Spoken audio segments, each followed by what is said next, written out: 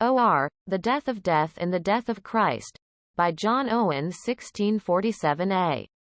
Treatise of the redemption and reconciliation that is in the blood of Christ, the merit of it, and the satisfaction worked by it, in which the proper end of the death of Christ is asserted, the immediate effects and fruits of it are assigned, with their extent in respect to its object, and the whole controversy about universal redemption fully discussed, in 4 parts, from the works of John Owen, edited by William H. Gould, Volume 10. This edition of the works of John Owen, first published by Johnston and Hunter, 1850-53. Source: Aegis Software. Original editor. Notes by W.M. Gould. R. in black, modernized, formatted, and annotated, in blue, by William H. Gross. www.onthewing.org. Copyright January 2004. To the reader. Reader, if you intend to go any further, I would entreat you to stay here a little. If you are, like many in this pretending age, a sign or a title gazer, and you come into challenges like Cato into the theater, only to go out again, then you have had your entertainment. Farewell. But if you are someone resolved to take a serious view of the following discourse, and who really desire satisfaction from the Word and Christian reason about the great things it contains, then I desire a few words in the doorway. There are various things affecting the business we have in hand, which I am persuaded you cannot be unacquainted with. Therefore I will not trouble you by needlessly repeating them. I only crave your permission to preface this undertaking with the results of some of my thoughts after more than 7 years of serious inquiry into the mind of God about these things. I hope, on Christ's strength, that they are grounded and guided by His Spirit. I will include a serious perusal of all I could attain that the wit of man, in former or latter days, has published in opposition to the truth. I would like the reader to observe some things concerning the main point. First, the assertion of universal redemption, or general ransom, cannot reach its intended end alone. If it is accepted, then the election of free grace must also be removed.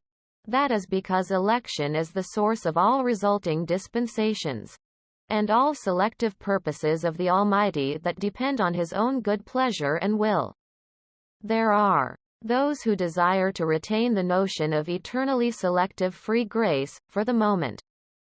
But if they do, then they raise the whole imaginary fabric of general redemption that they erected, in respect to its fruit or profitable issue.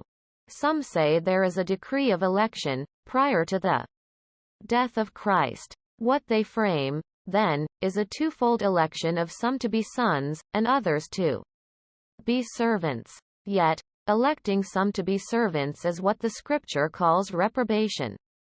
It speaks of it as the consequence of hatred or rejection.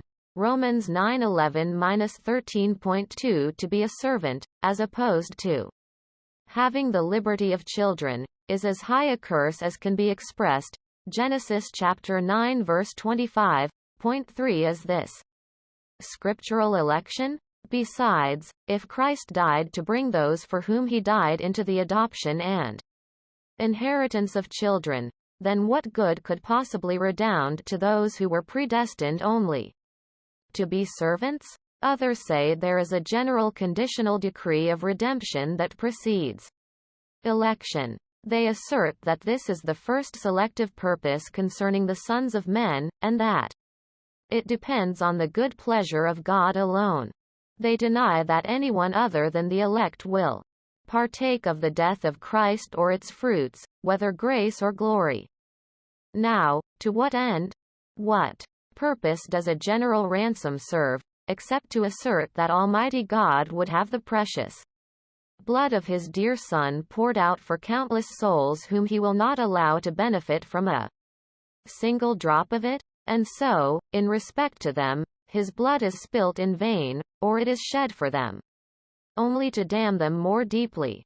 This fountain, then, of free grace, this foundation of the new covenant, this bottom of all gospel dispensations, this fruitful womb of all eternally selective mercies, this purpose of God according to election, must be opposed, slighted, and blasphemed, so that a figment of men may not appear to be nonsense. And all the thoughts of the Most High, which differentiate between man and man, must accommodate their holy, self-spiritual endeavors. This is a savory sacrifice to the Roman Belus, for a sacred orgy to the long-bewailed manes of Saint Pelagius. Secondly, free will, which is corrupted nature's deformed darling, the Pallas. 5 are the beloved self-conception of darkened minds, finds open hearts and arms for its adulterous embraces. The die is cast and the Rubicon has been passed over. 6 Free will advances itself by opposing the free selective grace of God as its sole sworn enemy. It presents itself as an inbred native ability in everyone to take a portion of general mercy, under the name of free grace. This is the Universalists' free grace, which the Scripture calls our cursed, corrupted nature. It cannot be otherwise. A general ransom without free will is only a burdensome fancy. The merit of the death of Christ to them is like ointment in a box. It has no value or power to apply itself to anyone in particular. It is placed in everyone's view by the gospel, so that those who lay hold of it, and apply it to themselves by their own strength, may be healed. That is why this old idol, named free will, has attained so dear an esteem and high valuation these days. The theory of a general ransom cannot live without it. If what the Scripture affirms is true, that by nature we are dead in trespasses and sins, then not a shred would be left a general ransom to take fire from the hearth. Like the wood of the vine, it would not yield a pin to hang a garment on. 7 You will find all of this fully declared in the ensuing treatise. But here, it is as though all the efforts and Babylonian attempts of the old Pelagians, along with the late Arminians, their varnished offspring, were mild and easy. I will show you greater abominations than these, and further revelations of the imagery that exists in the hearts of men. In supporting universal redemption, a number have come to deny the satisfaction and merit of Christ, as the theory naturally leads them to do. Witness P.H., who being unable to untie it from free will, boldly cut this Gordian knot, only to make both ends of the chain useless. To the question whether Christ died for all men or not, he answers, he died neither for all nor any, so as to purchase life and salvation for them. If you ask for proofs of this assertion, you might justly expect Achillean arguments. Indeed, what you will hear are great swelling words of vanity, drum-like expressions, and noise from the emptiness. This is the usual language of men who do not know what they speak of, nor what they affirm. These are poor creatures, whose souls are merchandised by the painted faces of novelty and vanity. While these Joabs salute you with kisses of free grace, you do not see the sword that is in their hands, and with which they stab you under the 5th rib, in the very heartblood of faith and all Christian consolation. Our blessed Redeemer's deep humiliation consists in a number of things. In bearing the chastisement of our peace and the punishment of our transgressions, being made a curse and sin, deserted under wrath and the power of death, procuring redemption and the remission of sins through the spilling of his blood, offering himself up as a sacrifice to God to make reconciliation, and to purchase an atonement, and pursuing this undertaking with continued intercession in the Holy of Holies, with all the benefits that flow from his mediation. It seems, according to the Universalists, that all of this did not in any way procure life and salvation or remission of sins for us. It only served to declare that we are not what his word actually affirms we are, namely, cursed, guilty, defiled, and not yet cast into hell. Judas, do you betray the Son of Man with a kiss? See this confuted at large, lib. 3. Now, this last assertion that we are not cursed and corrupt, thoroughly fancied, has opened a door to all those pretended attainments of the human soul which have metamorphosed the person in mediation of Christ. His work has become an imaginary all-inclusive goodness and love, communicated from the Creator to the new creation. Serdon's fables could not be more absurd. The Platonic numbers, and the Valentinian aeons were more intelligible than this. The corrosion of the Scriptures by that Pontic vermin Marcion could not equal the contempt and scorn that are cast on them by these impotent impostors. They exempt their whispered discoveries from their trial, and exalt their revelations beyond their authority. Nor do some stop here. Heaven itself is broken open for all to enter. From universal redemption, and through universal justification in a general covenant, they have arrived at universal salvation, whose purchased inheritance cannot be forfeited. March on, brave youths, in the praise of such free grace, surround your locks with bays, and full cups place in your right hands. Drink freely on, then call on the common hope, the ransom general. 8. I am not opposed to what motivates the pursuit of these and similar persuasions. They are wholly new to the men of this generation. Every age is engaged in the discovery of truth. We have not come to the end of vice or virtue. The whole world has practiced iniquity 5,000 years and more, and yet, aspis hoc novum, behold this novelty, may be set on many crimes. It is no wonder, then, that we hear such debates, if all truth is not yet discovered.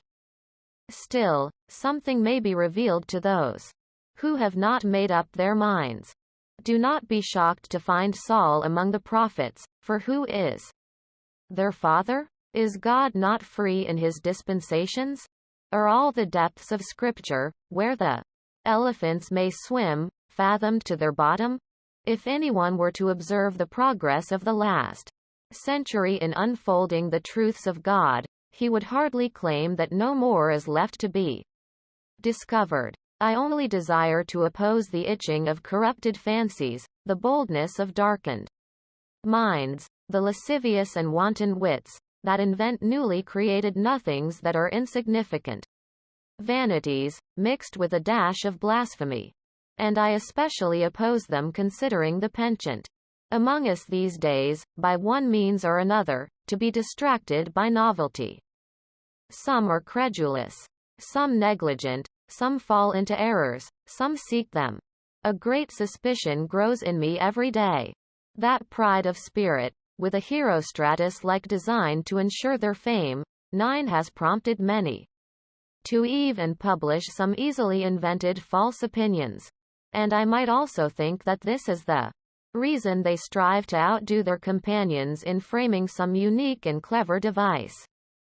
To be a follower of others is too lowly an undertaking for them, and so we hear these desperate engagements. What attracts the eyes of poor deluded souls must of course be glorious attainments beyond the understanding of men, and above the wisdom of the Word.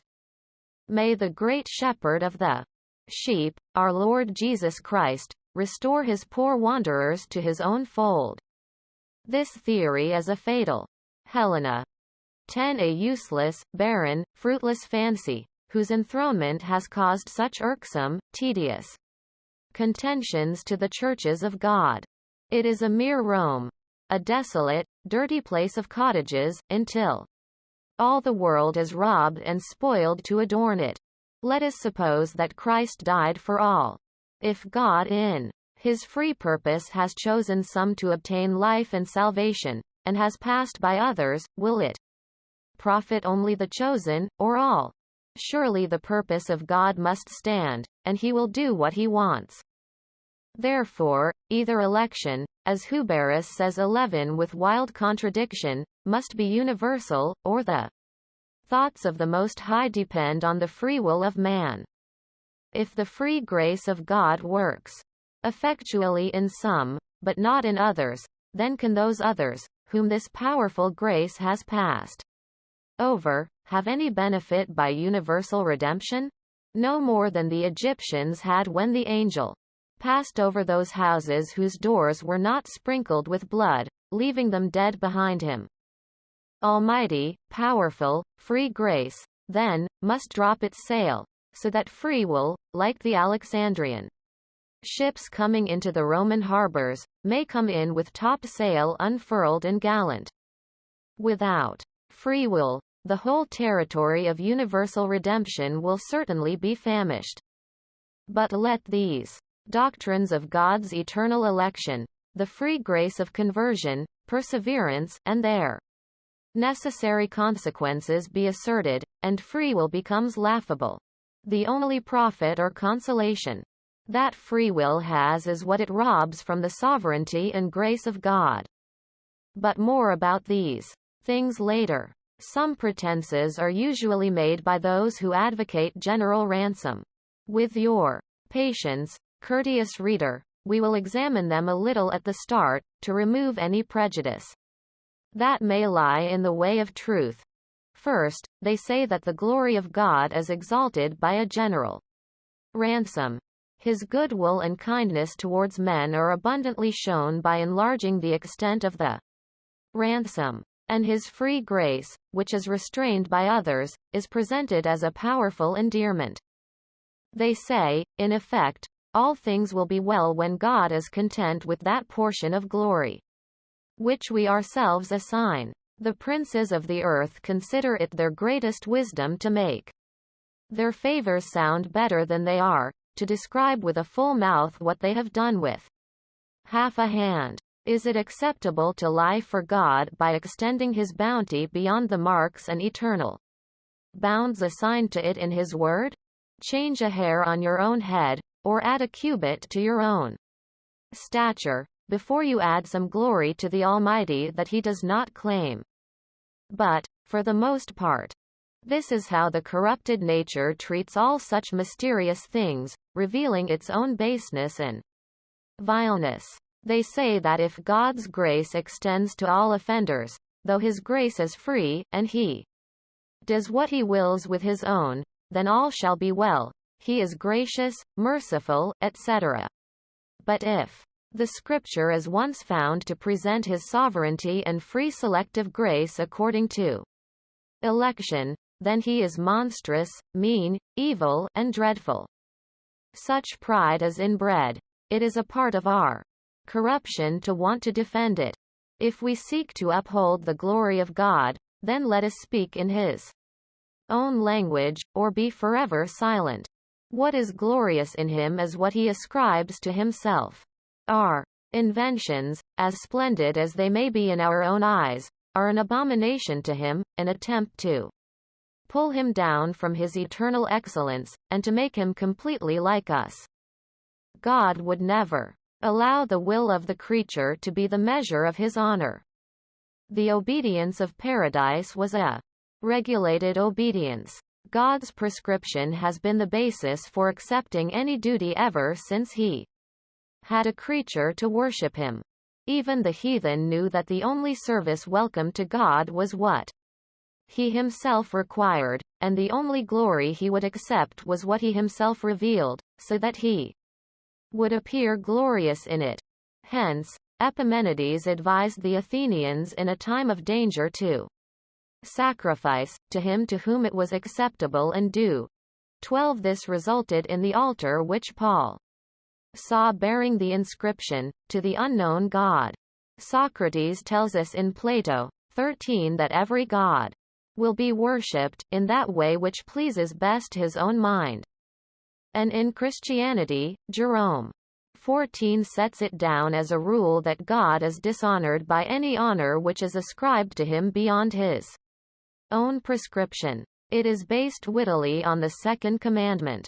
Assigning anything to God that is not assigned by him is making to ourselves an idol. We are deifying our own imaginations. Men should cease squaring the glory of God by their own corrupted principles and more corrupted persuasions. The Word alone is the arbitrator in the things of God. I hope that the following treatise will present nothing contrary to those natural notions of God and His goodness that have been retained in the sad ruins of our innocence. On these grounds, we affirm that any of that glory of God which a general ransom pretends to assert, however glorious it may seem to our purblind nature, is indeed a sinful flourish, for it obscures that glory in which God is delighted. Secondly, it is pretended that the worth and value of the satisfaction of Christ are magnified by extending them to all. I can only desire the reader's sincere consideration of what was said before, as this matter is of no small importance. Besides extending the things of God beyond the bounds which he himself set for them, the merit of the death of Christ is robbed of its strength and overthrown by it. It is made meaningless, as if it never produced the least good to anyone. The merit of Christ consists of its own internal worth and sufficiency, along with that obligation which, because of his obedience unto death, calls upon the justice of God for its application to those for whom he died. This is fully manifested in the following treatise. Thirdly, there is a seeming warrant for universal redemption by many texts of Scripture. The words of these texts are ambiguous. Although they are figurative or indefinite, they still seem to indicate a universal extent. This makes the supporters of universalism rejoice.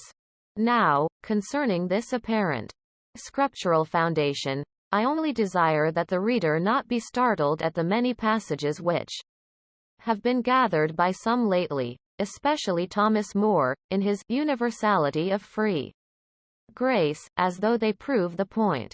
Rather, prepare to admire the confidence of men like Mr.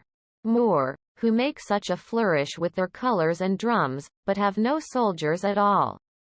For, notwithstanding all their pretenses, it will become apparent that they hang the whole weight of their building on 3 or 4 texts of Scripture, 1 Tim 2-5, 6, John chapter 3 verses 16, 17, Heb 2-9, and 1 Jn 2-2. And the use of those hangs on the ambiguity of 2 or 3 words, which they must agree are variously understood. Not one passage has been presented by our adversaries, in their own defense, that can show the least grounds for opposing the effectual redemption of the elect only.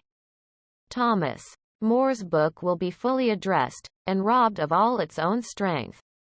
Fourthly, some men have been persuaded that the opinion of the Universalists serves to present the love and free grace of God. They make that glorious expression, free grace, the only thing that is being couched in universalism. God loves all alike, gave Christ to die for all, and is ready to save all, if they will lay hold on him. We experience daily how greedily the hook and bait of this notion is swallowed by many. The truth is, universalism completely destroys the free selective grace of God in all its dispensations and workings. It obviously opposes God's free grace of election, as declared, and so too the very love from which God sent his Son. The free grace of God's effectual calling must also give way to nature's darling, free will. Indeed, the whole covenant of grace is voided by universalism's general removal of the wrath due to the breach of the covenant of works. What else could they imagine as granted to those, all, with whom they assert this covenant was made? They certainly have not imagined John 3 minutes 36 seconds and 15 milliseconds notwithstanding their flourish of free grace. They are forced to grant that despite all that Christ's death effected, it is still possible that no one will be saved. So I hope I have clearly proved that if he accomplished no more by his death than what they ascribe to it, then it is utterly impossible for anyone to be saved. Fifthly, the opinion of universal redemption has an advantage by presenting a ready way for convinced men to extricate themselves from all their doubts and anxieties. It gives them all the comfort that the death of Christ can afford before they actually feel the power of that death working within them. They do not need free grace to effectually draw their hearts to embrace Christ in the promise, nor do they need to obtain a particular interest in him. These are tedious things for flesh and blood to confront and await. Some boast that, by using this approach in evangelism, they have effected in an hour what they formerly waited 7 years for without success. To dispel this empty flourish, I will show that this opinion is apt to deceive multitudes with a plausible delusion. But in reality, it undermines the very foundations of that strong unfailing consolation that God has abundantly shown he wants the heirs of the promise to receive. These and similar falsehoods are the general pretenses with which the promoters of general ransom commend themselves and their opinion to the emotions of credulous people. They use them to make an open and easy passage into their belief, to have them swallow and digest that bitter potion which lurks in the bottom of their cup.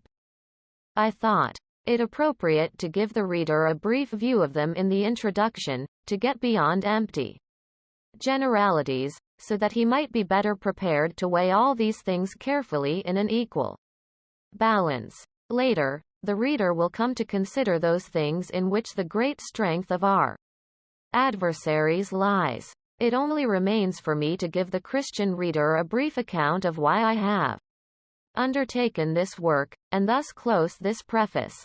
First, may I assure you that it was not my desire to drink the waters of Meribah, 16 or share in Ishmael's portion, 17 to put my hand against others, or to have theirs placed against me, that put me on this task.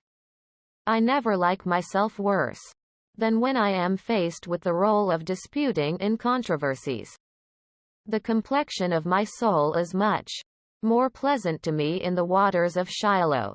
18 Eccle 2:25. For who can eat, or hasten more to this than I? I do not know what attraction there can be to visit, much less stay, in this quarrelsome, struggling territory, where, as Tertullian says of Pontus, no wind blows but what is sharp and keen.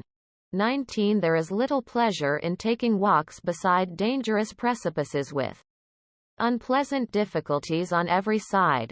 No quiet nor peace in these things and ways, but continual brawls and dissensions. 20 The strongest bonds of our nearest relations are too commonly broken by such quarrels. I could willingly resolve to flee all wordy battles and paper combats for the remainder of my days except for 2 things. The precept of Jude chapter 3 to contend earnestly for the faith once delivered to the saints, and the soundings from my depths for the loss of poor seduced souls. It is not, then, any salamandrian complexion 21 that motivated this undertaking. Nor was it any conceit of my own abilities for this work, as though I were the best qualified to undertake it. I know that, as in all things, I am less than the least of all saints. 22 Abler. Pens 23 in the last few years have discussed and aired out some of these questions in our own language. Some of these writings have come to my hands, but none of any weight before I had nearly finished this heap of my own. That was some 12 months ago or more. I was fully satisfied that they all answered parts of the controversy, especially objections, but none encompassed the whole. I discerned the things underlying the debate, such as satisfaction, reconciliation, and redemption, were left in the dark. The strong foundation of the whole was missing. It was always my desire that someone would undertake the main part of the debate, and unfold from the Word the foundation of the whole dispensation of the love of God to His elect in Jesus Christ. I hoped they would include its conveyance through the promises of the gospel, which are all the fruits of that love, purchased and procured by the oblation and intercession of Jesus Christ. From this, the great design of the blessed Trinity in this great work of redemption would become apparent. It would also become clear how vain and fruitless it is to extend this love and its fruits beyond the bounds assigned to it by the principal agents involved. I very much wished that arguments might also be produced to confirm the truth we assert, and oppose the errors, thus establishing the weak and convincing the dissenters. The doctrine of the satisfaction of Christ, His merit, and the reconciliation which results, are correctly understood by few, and lately opposed by some. Because these things are closely related to redemption, I also desired to see them clarified, unfolded, and vindicated by an able pen. After waiting a long time, I have found none to answer my expectations. Looking to Him who supplies seed to the sower, and does all our works for us, I suffered myself to undertake the work I expected of another. I would rather it be done by any than myself, but rather myself than none. This is especially true considering the industrious diligence of those who oppose truth these days. Add to these considerations the frequent conferences I have been invited to about these things, the daily spreading near my home of the opinions that I oppose here, an increasing noise as they prevail in other places, the advantage they have gained through some military supporters, and the agitation of various eminent and learned friends, and you have the reasons for my undertaking this task. What the Lord has enabled me to do in this endeavor must be left to the judgment of others. I am not entirely hopeless of success, but I am fully resolved that I will not live to see a solid answer given to it. If anyone tries to pluck some of the branches, torn from the roots and principles of the whole discourse, I freely give them leave to enjoy their own wisdom and imaginary conquest. If anyone seriously undertakes to debate the whole cause, if I live to see it effected, I will engage myself, by the Lord's assistance, to be their humble convert, or their fair antagonist. In what has already been accomplished by the good hand of the Lord, I hope the learned may find something for their contentment, and the weak for their strengthening and satisfaction. In all of this, may some glory redound to the one who owns it, and whose truth is unfolded here by the unworthiest laborer in his vineyard. A.